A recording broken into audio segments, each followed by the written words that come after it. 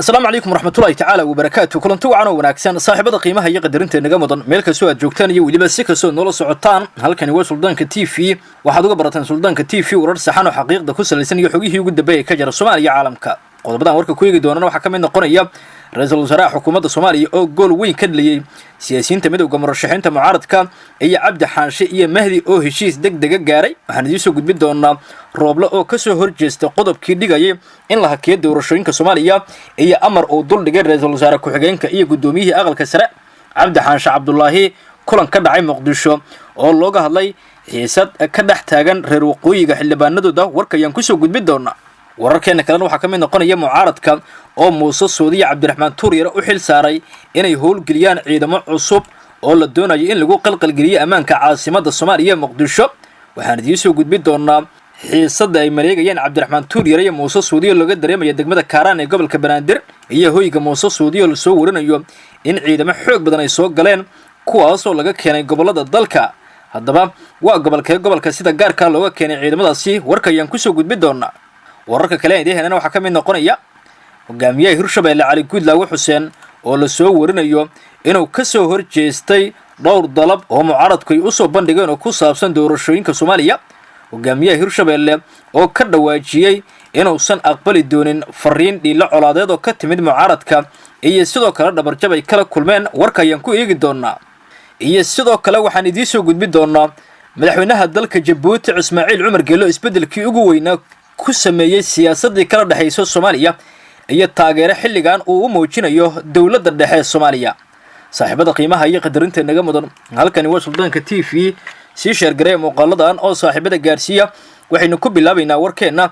gudaha magaalada Muqdisho ra'iisul wasaaraha xukuumadda federaalka Soomaaliya mudane Maxamed Xuseen Rooble ayaa ka soo horjeestay dalabkii mucaaradka ee ku saabsanaa in la hakiyo doorashooyinka Soomaaliya waliba amar ayuu soo saaray oo ku amray xubnaha reer waqooyiga inay dedejiyaan doorashooyinka Soomaaliya khilaaf maalmihii la soo dhaafay ka dhax taagnaa Cabdi Xaanshe iyo sidoo kale Mahdi Guuleed ayuuna markaasi xaliyay ra'iisul wasaaraha xukuumadda Soomaaliya Maxamed Xuseen Rooble warka soo baxay xafiiska Rooble ayaa lagu sheegay in kulankan mas'uuliyiinta looga hadlay dardargelinta howlaha doorashada xildhibaanada golaha shacabka ka soo jeeda Soomaaliland iyo sidoo kale heshiis in laga gaaray khilaaf ka dhax oogna labadaasi xubnood ra'iisul wasaaraha Maxamed Rooble ayaa markaasi la kulmay Cabdi Xaanshe Cabdullaahi iyo Mahdi Maxamed Guuleed Qadar waxaana looga hadlay kulankaas dardargelinta howlaha doorashada xildhibaanada golaha shacabka ka soo jeeda Soomaaliland iyadoo markaasi xal laga gaaray madmadowkii jiray waxaana isku afkartay inay horay loo sii wado howlaha doorashada ayaa lagu yiri warka ka soo baxay xafiiska Rooble qoraalkan ayaa sidoo kale waxa lagu sheegay in xiisadii meesha laga saaray waxaana amar lagu siiyay Cabdi Xaanshe iyo Mahdi Maxamed Guuleed Qadar inay degdeg u dhameystiraan doorashada golaha shacabka sida xogtu sheegayso iyaguna ay korjoogto ka noqdaan balse loo madax baneeyay guddiga doorashada reer waqooyigu inay markaasi doorashada garwadeyn ka noqdaan Mahdi iyo Cabdi Xaanshina ay korjoogto ka noqdaan doorashada golaha shacabka reer waqooyiga ra'iisul wasaaraha ayaa sidoo kale la kulmay odayaasha soo xulaya ergada ee reer waqooyiga wuxuuna kula dardaarmay inay soo xulaan ergo lagu kalsoon yahay oo beesha kursiga iskale ka soo jeeda isagoo markaasi kala hadlay in doorashadu ay markaasi u madax bannaan yihiin guddiga doorashada sidaa darteedna aan la aqbali karin in boob lagu sameeyo doorashada reer waqooyiga kuraastii hore loo doortay ma aysan ahayn sida iminka hadda doorashada ay ku socoto oo waxa si toos u maamulayay ra'iisul wasaare ku-xigeenka dalka Mahdi Maxamed Guuleed Qadar dhinaca kale sida wararku ay sheegayaan gudoomiyaha guddiga doorashada ee reer waqooyiga Qadar Xariir Xuseen oo garabka Mahdi Guuleed ka socda ayaa la soo warinaya in Mahdi uu xil saartay in la soo saaro xildhibaanada la doonayo taasoo la soo warinayo in durbaba ay bilaabatay ololaha doorashada toddobaadkan gudihiisa ayaana lagu wadaa in kuraas 16 ka badan lagu doorto gudaha magaalada Muqdisho kuwaasoo reer waqooyiga Maxamed Xuseen Rooble ayaa durbaba buriyay qodob mucaaradku ugu xoogana uguna awoodda badnaa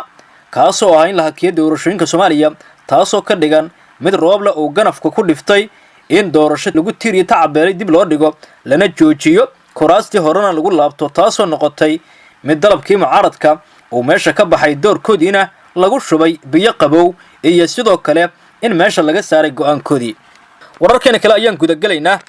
cabdiraxmaan tuuryare iyo muuse suudi saraakiil ka tirsan ciidanka mucaaradku ay abaabulayaan ayaa kulamo waxay ka yeesheen gudaha magaalada muqdisho waxaana kulamadaas la sheegay inay ahaayeen kulamo ay mucaaradku ku doonayaan inay ku gilgilaan doorashooyinka Soomaaliya iyo dawladnimada Soomaaliya kulankan oo ka dhacay hoyga muuse suudi yelxow wararku waxay sheegayaan in lagu heshiiyay in dib loo howlgeliyo ciidamada badbaado qaran muqdishona la keeno ciidamada furmaha dagaalka ku sugan lacagna lagu kala jibiyo kadib markii jawaano lacag la soo geliyo gudaha magaalada muqdisho mucaaradka ayaa helay dalal ka taageera dhinaca saanada dhinaca dhaqaalaha iyo sidoo kale dhinaca talooyinkaba waxaana xoguhu sheegay in magaalada muqdisho la soo geliyo lacagtii ugu badneed taasoo loogu talagalay in lagu howlgeliyo ciidanka militariga Soomaaliya gaar ahaan ciidamo taabacsan oo ku beela siyaasiyiinta mucaaradka kulamada ka dhacay guriga muuse suudi wararku waxay sheegayaan inay yihiin kulamo muuse suudi cabdiraxmaan tuuryare loogu xil saaray in ciidamada soo geliyaan gudaha magaalada muqdisho dhaqdhaqaaqi siyaasadeed isku soo horjeeda kana soo horjeeda hanaanka dawladdu ay markaasi doorashada u wado ayaa ka socda muqdisho xilli dadku ay ka cabsi qabaan in isku dhacyo mar kale caasimadu ay martigeliso dhaqdhaqaaq xoog badan ayaa la dareemay waxaanay muujinayaan in ciidanka dawladdu aysan markaasi sahal ku noqon karin sidii ay 7 bil ka hor ay markaasi lagu sameeyay mar kale iyadoo shaar beeleed loo geliyay ciidamo ka tirsan kuwa mucaaradku markaasi muqdisho soo geliyeen guuxa muqdisho ka jira ayaa ah in shakhsiyaad xildoona ay markaasi abaabul ka wadaan xamar si ay mar kale ciidankii badbaado qaran dib ugu soo celiyaan loogana hortago damaca nabad iyo nolol xilli mucaaradku ay doorasho booba markaasi ku sheegeen kuraasta golaha shacabka ee baarlamaanka Soomaaliya golaha midowga murashaxiinta mucaaradka ayaa qorsheynaya inay sidii kacdoonkii muqdisho bishii abriil oo kale ay sameeyaan hase ahaatee ma sahlana midaas inay markaasi ku dhacaan xilligan oo doorashada qaybtii ugu muhiimsaneed lagu guda jiro ciidamada dawladda ayaa talis walba la wargeliyay dhawaan in aysan shaarka qaranka iyagoo markaasi wata aysan qabiil aadi karin ama ay tallaabo laga qaadi doono cidii isku dayda inay markaasi shaar qabiil ku dagaalanto uma fududaad doonto mucaaradka inay dagaal toosa la galaan dawladda Soomaaliya hadda jirta ee rooblo oo markaasi madaxda ka yahay sababtoo ah cid doonaysa cunaqabatayn in la saarana ma jirto sida aynu xogta ku helayno beesha caalamka ayaa ku filan inay u aqoonsato qaswadayaal qofkii isku daya inay burburiso dawladnimada Soomaaliya taasoo siyaasiyiinta qaarkooda ay markaasi ku guba doono iyaguna ay ilaashanayaan xilligan sida Sheekh Shariif iyo xubno uu ka mid yahay Cabdikariin Guuleed waana sababta loo yiraahdo labadaasi murashax nabad iyo nolol ayay markaasi u dhow yihiin oo ay ku fiilayeen sida markaasi ay mucaaradka kalaba ka dhawaajiyaan mucaaradka ayaa ka walaacsan tallaabaha hadii ay qaadaan jawaabta beesha caalamka iyo dawladda Soomaaliya ee markaasi lagu qaadi doono kuwaasoo loo aqoonsan doono qaswadayaal diidan horumarka Soomaaliya wararkuna waxay sheegayaan in arrintaas ay walaac weyn ku abuurtay siyaasiyiinta midowga murashaxiinta mucaaradka ee dagaalada la doonaya gudaha magaalada muqdisho waxay ku soo kordha wararkeena dambe ayaan ku soo gudbi doonaa haddii alla qadaro isha ayaana ku hay doonaa tallaabada mucaaradku ay qaadayaan suldaanka TV-na isha waa ina ku haysaan si wararka warbixinada iyo xogaha Soomaaliyaba aad markaasi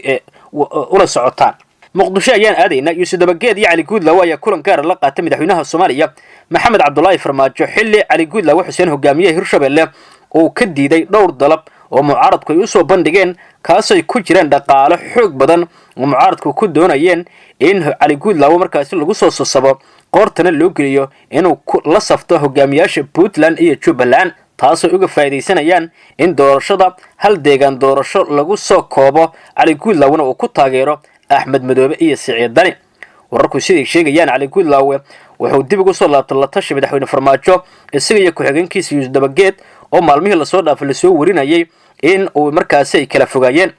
sababtay ku kala fogaadeen Cali Guudlaaw iyo Dabageed ayaa lagu sheegay in markaasi filla Soomaaliya aysan si weyn ula dhacsanayn hogaamiyaha Hirshabelle iyo qaab maamulkiisa sida darteedna Dabageed loo xil saaray in doorashada gobolka Hiiraan isagu uu gacanta ku hayo taasoo ka dhigan waxyaabaha markaasi la doonayo in labada xubnood ay nin walba loo wakiisho gobolka isagu markaasi awood ku leeyahay Cali Guudlaaw ayaa awood ku leh Shabeellada Dhexe Dabageedna wuxuu awood ku leeyahay gobolka Hiiraan taasoo ka dhigan mid filla Soomaaliya ay doonayso in labadaasi gobol ay noqdaan kuwa doorashooyinka markaasi loo boobo kuraasta qaar nabad iyo nolol xisbigeeda taasoo ka dhigan mid Cali Guudlaawe looga shakisan yahay inuu mucaaradka uu doonayo inuu qanciyo fila Soomaaliya inuu qanciyo uu doonayo wixii ku soo kordha wararkan daba ayaan ku soo gudbin doonaa saaxiibada qiimaha iyo qadarinta naga mudan halkani waa Suldaanka TV subscribe saaro Suldaanka si share garay muuqaaladan saaxiibada gaadsii warkiina halkan ayaan ku soo koobaya nabadgelyo